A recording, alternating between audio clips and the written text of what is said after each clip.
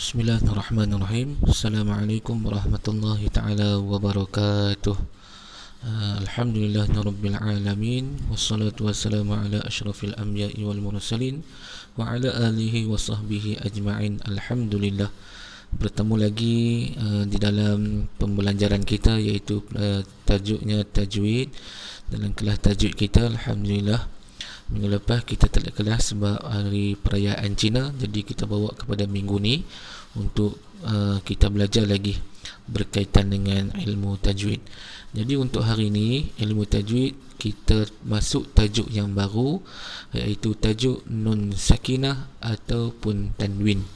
Nun sakinah ataupun tanwin. Mesti sebahagian daripada kamu ada yang dah belajar, ataupun sebahagian daripada kamu mungkin tak pernah dengar dan tak pernah tahu langsung apa itu nun mati ataupun apa itu tanwin. Maka hari ini antum akan bersama dengan ana, Ustaz Ahmad Syukumi Osman, untuk pembelajaran kita ilmu tajwid dalam bab nun mati dan tanwin. Kita tengok apa yang nak dikatakan dengan nun mati dan juga tanwin. Kita tengok pengertian nun sakinah dan tanwin. Apa sebenarnya yang dimaksudkan dengan nun sakinah ni? Apa yang dimaksudkan dengan tanwin ni? Maka sebahagian daripada kamu mungkin dah faham ataupun belum faham lagi. Maka kita tengok sama-sama apa yang nak dimaksudkan dengan nun sakinah. Okey, nun sakinah adalah nun sukun yang tidak berbaris atau lebih dikenali sebagai nun mati. Okey, kalau kamu tengok dalam Al-Quran, ada nun yang tak ada baris, sama ada di baris fathah ataupun kasrah ataupun dhammah, maka ataupun dia berbaris sukun, maka itulah nun sakinah. Ataupun nun tu dia tak ada baris langsung, maka itulah yang lebih dikenali sebagai nun sakinah ataupun lebih dikenali sebagai nun mati. Okey. Yang kedua, tanwin. Tengok tanwin. Tanwin adalah baris dua, sama ada baris di atas, baris di bawah, di depan, ataupun baris di bawah. Kalau kamu jumpa tanwin ni macam mana? Yang ada baris dua tu. Baris dua tu, satu, dua, dia duduk baris di atas. Ataupun kalau baris di bawah, dia duduk baris di bawah. Satu, dua garis. Ataupun di depan, berbentuk dhammah kan, dia duduk di depan, berbentuk macam waw kecil tu dengan waw yang terbalik ke atas. Itu dipanggil tanwin. Fathatin, kasratin dan juga dhammatin.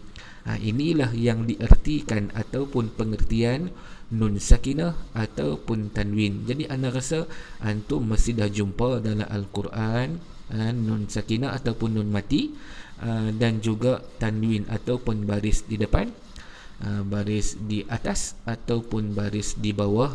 Maka itulah yang diertikan dengan nun sakinah ataupun lebih dikenali sebagai nun mati ataupun tanwin.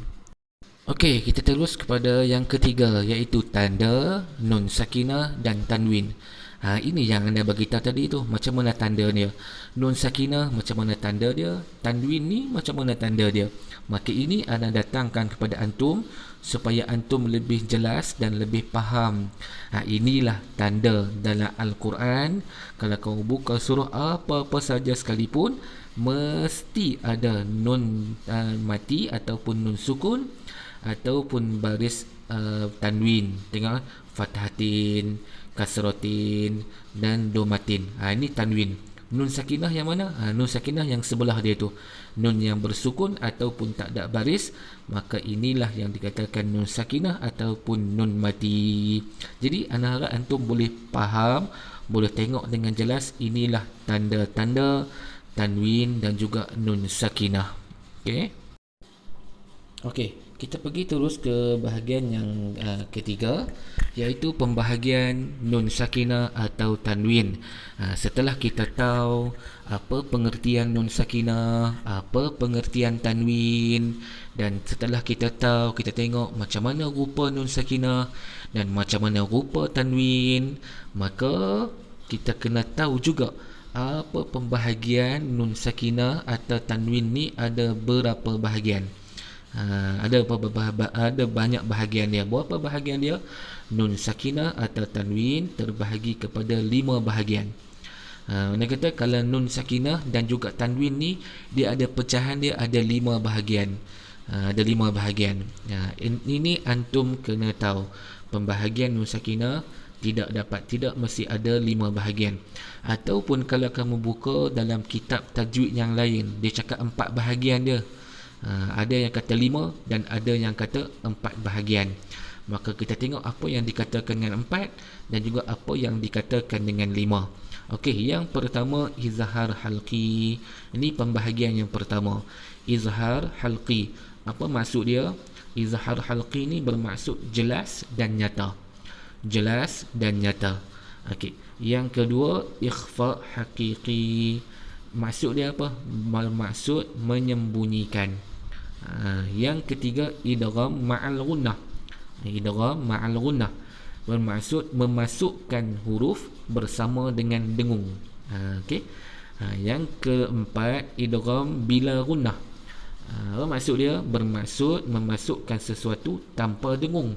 Kalau ma'al gunnah bersama dengan dengung, tapi kalau bila gunnah tanpa dengung. Okey, yang kelima bermaksud iklab, yang bermaksud tukar. Yang kelima ni iklab. Maksud dia apa? Maksud dia tukar. Tukar kepada apa? Tukar huruf nun menjadi kepada mim. Jadi anda nak ulang balik. Pasal setengah kitab dikata ada 4 bahagian, sedangkan anda bagi tahu pada tu ada 5 bahagian. Sebab dalam kitab yang lain tu hanya sebut apa? Izhar halqi, ikhfa haqiqi, idgham, pasti tulis dia pergi kepada iklab. Berapa? Izhar halqi 1, ikhfa haqiqi 1, idgham 1, iklab tulis jadi 4. Pasal apa jadi 4? Maka dalam idgham tu ada pecahan 2. Okey, idgham ma'al gunnah dan juga idgham bila gunnah. Anda rasa antum boleh faham, antum boleh tahu setelah anda hurai ni. Maka kita ulang balik. Berapa pembahagian dia? Pembahagian dia ada 5. Okey, ingat. Yang pertama izhar halqi bermaksud apa? Jelas dan nyata. Ikhfa hakiki yang kedua maksudnya apa? Menyembunyikan. Yang ketiga idgham ma'al gunnah. Apa maksud dia? Memasukkan sesuatu dengan dengung. Yang ketiga yang apa? Yang keempatnya apa? Idgham bila gunnah, memasukkan sesuatu tanpa dengung. Yang terakhir sekali nombor 5 apa? Iklab, yang bermaksud tukar. Tukarnya apa? Tukar nun kepada bunyinya mim. Ini secara jelas anda huraikan kepada antum. Saya kita tengok apa pengisian yang seterusnya. Okey, baik. Inilah pengisian seterusnya. Okey, tadi kita dah sebutkan pembahagian dia ada 5. Yang pertama izhar halqi, ikhfa haqiqi, idgham ma'al gunnah, idgham bila gunnah, apa tu iklab kan. Jadi anda nak terangkan kepada antum apa itu izhar halqi dan apa juga itu huruf-hurufnya. Izhar di setiap pembahagian tu dia ada huruf-huruf dia. Jadi anak-anak antum boleh tahu apa huruf izhar, apa huruf ikhfa, apa huruf idgham ma'al gunnah, apa huruf idgham bila gunnah, apa huruf iqlab. Maka yang pertama kita tengok dulu apa yang nak dikatakan dengan izhar halqi. Izhar halqi antum kena sebut betul-betul izhar halqi. Apa maksud izhar halqi ni? Anda dah bagi tahu dah tadi. Maksud dia adalah jelas dan nyata. Okey. Kita tengok apa huruf dia. Huruf dia ada 6. Yang pertama apa? Hamzah, ha, ain, ha, gha, kha. Ini huruf izhar halqi. Makna kata dalam huruf hijaiyah, 28 huruf hijaiyah tu 6 daripada itu hurufnya izhar halqi. Kan kita baca alif sampai ya tu, separuh daripada huruf tu huruf dia izhar halqi. Apa huruf dia? Hamzah, ha, ain, ha, gha, kha. Maka inilah yang dikatakan huruf izhar halqi. Maka apa yang nak dikatakan dengan jelas dan nyata tadi tu, ini maksud dia. Kalau kamu buka dalam Al-Quran, kamu tengok dalam Al-Quran, Kamu nampak huruf dalam Al-Quran tu nun mati ataupun nun yang sukun, tanda sukun, dia bertemu dengan salah satu huruf izhar halqi ni, tak kisahlah dia bertemu dengan ain ke, ra ke, hamzah ke, kha ke, ha ke, ha ke, maka dia mesti dibaca dengan jelas dan nyata. Jelas dan nyata, jangan dengung. Kalau kamu baca dengung, maka kamu telah melakukan kesalahan. Okey, dia mesti baca dengan jelas dan dengung. Okey, tengok ana baca nah. Dia bagi contoh di sini, nun mati bertemu dengan huruf ha. Jadi bacaan dia macam mana? Yanhituna. Ana baca jelas. Yanhituna. Sekiranya ada baca macam ni, yanhituna, bacaan ana salah. Sebab ana dengung. Izhar halqi tak boleh baca dengung, dia mesti kena baca jelas. Apa? Yanhituna. Nun tu jelas. Yanhituna. Nun mati bertemu dengan ha. Atau apa-apa saja selain pada ha, 6 huruf ni mesti kena baca dalam keadaan yang jelas. Mesti jelas. Kalau antum baca dalam keadaan dengung, maka salah dari sudut hukum bacaan izhar halqi. Sebab apa? Sebab izhar halqi mesti bacaan dia jelas dan nyata. Jelas yang mana? Jelas nun tu tadi, yanhituna. Yanhituna. Okey, kita pergi seterusnya pula. Kita tengok apa lagi pembahagian yang ada. Okey, pembahagian seterusnya iaitu idgham. Idgham ana bagi tahu tadi. Idgham apa? Dia ada dua pecahan kan? Idgham ma'al ghunnah, idgham bila ghunnah. Antum jangan keliru nah. Idgham ni antum tanya pula, idgham ni yang mana pula kan? Idgham ni idgham ma'al ghunnah, idgham bila ghunnah. Dia izhar halqi, ikhfa hakiki, nak tak sebut lagi. Sekali kita sebut. Sekarang ni kita sebut idgham. Idgham yang mana? Idgham ma'al ghunnah dan juga idgham bila ghunnah. Okey, kita tengok dulu apa yang nak dimaksudkan dengan idgham ma'al ghunnah. Kita tengoklah apa maksud idgham ma'al ghunnah.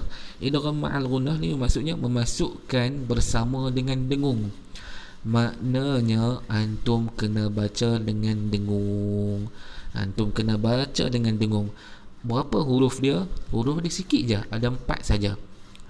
Mana kata dalam huruf hijaiyah alif sampai ya tadi tu 6, siapa dah ambil? Izhar halqi dah ambil dah 6. Maka yang ni kita masuk idgham ma'al ghunnah dah ambil dah 4. Apa?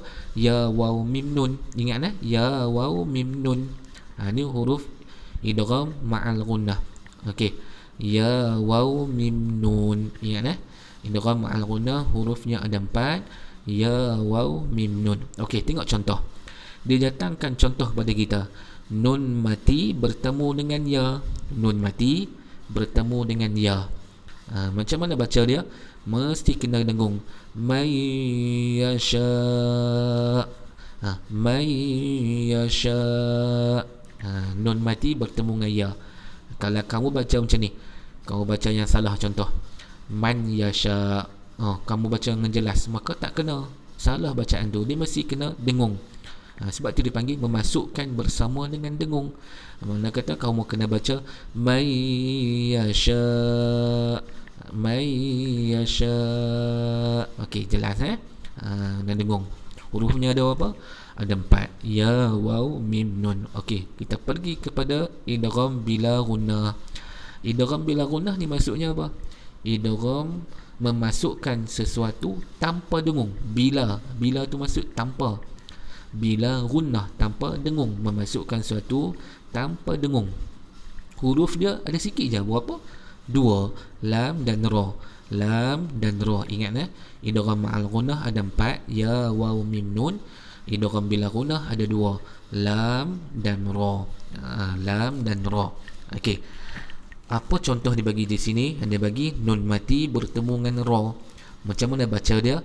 Mesti kena memasukkan nun tu kepada ra. Contoh mir rabbihim. Anda dengung tak? Anda tak dengung. Anda memasukkan nun tu ke dalam ra. Mir rabbihim. Mir rabbihim. Tetapi sekiranya kalau antum baca dengung, salah contoh baca yang salah dengung. Mir rabbihim. Ni bacaan yang salah. yang salah. Jangan sesekali antum baca macam ni. Idgham bila gunnah memasukkan tanpa dengung. Macam mana? Mir rabbihim, mir rabbihim, mir rabbihim. Itu cara dia, mir rabbihim, memasukkan tanpa dengung. Jelasnya untuk pembahagian idgham idgham ma'al gunnah dan juga idgham bila gunnah. Idgham ma'al gunnah bersama dengan dengung, idgham bila gunnah tanpa dengung. Berapa huruf idgham ma'al gunnah? Ada 4. Ya, waw, mim, nun. Idgham bila gunnah ada berapa? Ada 2. Lam, ra. Okey, kita tengok pula pembahagian yang seterusnya. Bahagian seterusnya adalah ikhfa haqiqi. Ikhfa haqiqi. Ikhfa haqiqi ni apa maksud dia? Menyembunyikan apa? Nun mati itu tadi. Ana ajak macam mana cara nak menyembunyikan tu. Okey. Ikhfa hakiki berapa huruf dia? Tadi nak kata huruf hijaiyah tadi kan, alif sampai ya, 6 huruf. Izhar halqi dah ambil 6 huruf. Lagi 4 huruf idgham ma'al gunnah dah ambil. Lagi 2 huruf idgham bila gunnah dah ambil. Sekarang ni kita tengok berapa huruf ikhfa hakiki. Okey, ikhfa hakiki ada 15 huruf. 15 huruf. Kita tengok ta, tha, jim, dal, zal, zai, sin, shin, sad, dad, ta, za, fa, qaf, kaf. Ada 15 huruf. Kita tengok 1, 2, 3, 4, 5, 6, 7, 8, 9, 10, 11, 12, 13, 14, 15. Antum kena hafal ta, sa, jim, dal, zal, zai, sin, shin, sad, dad, ta, za, fa, qaf, kaf. Inilah huruf ikhfa haqiqi. Ikhfa haqiqi ada 15. Antum tidak mesti kena hafal huruf dia. Okey, macam mana cara nak membacanya? Dia sebenarnya dari sudut konsep dia ni, menyembunyikan ni maksudnya kena dengung. Okey, contoh, dia bagi contoh kat sini. Nun mati bertemu dengan huruf sa. Sa kan huruf ikhfa hakiki. 15 tu kan. Kita tengok nun mati bertemu dengan sa. Min siyamin. Nak baca dengung kan, menyembunyikan nun tu, dengung. Min siyamin, min siyamin. Tapi kalau antum baca min siyamin, salah lah. Mesti kena dengung. Min siyamin, min siyamin.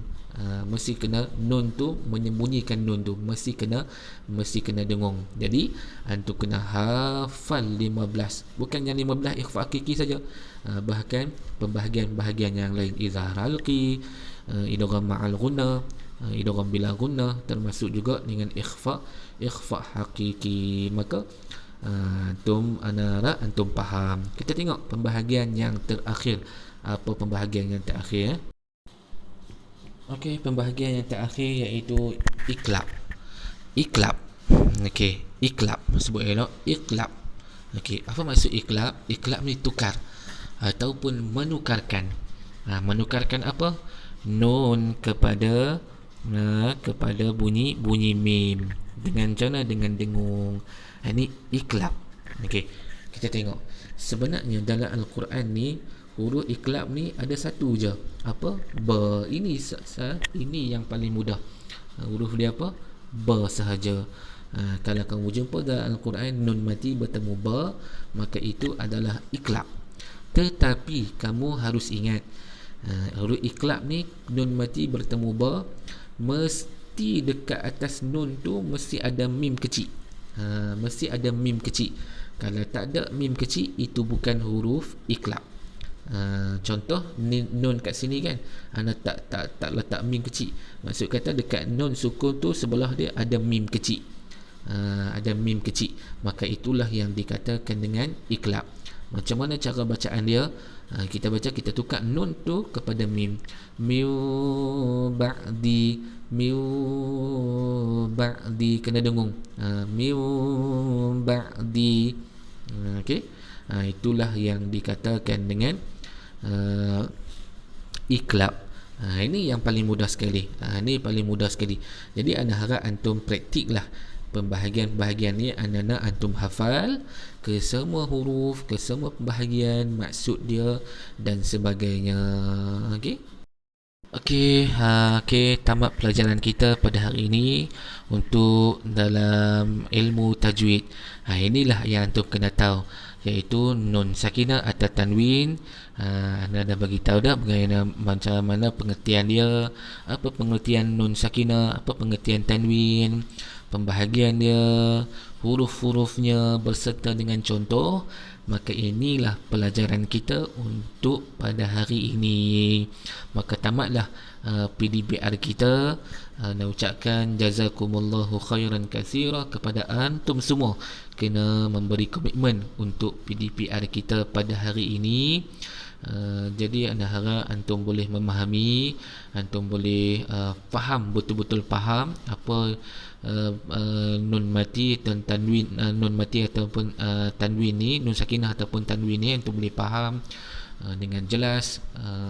Nanti bila-bila kalau orang bertanya ataupun ana tanya kepada antum, sekurang-kurangnya antum boleh jawab, antum boleh tahu apa itu huruf ikhfa hakiki, apa iqlab, izhar halqi ataupun idgham bila gunnah dan juga idgham ma'al gunnah. Okey, sekali lagi ana ucapkan jazakumullahu khairan katsira kepada semua murid-murid satu Abu Bakar. InsyaAllah kita jumpa lagi untuk kelas minggu hadapan, insyaAllah.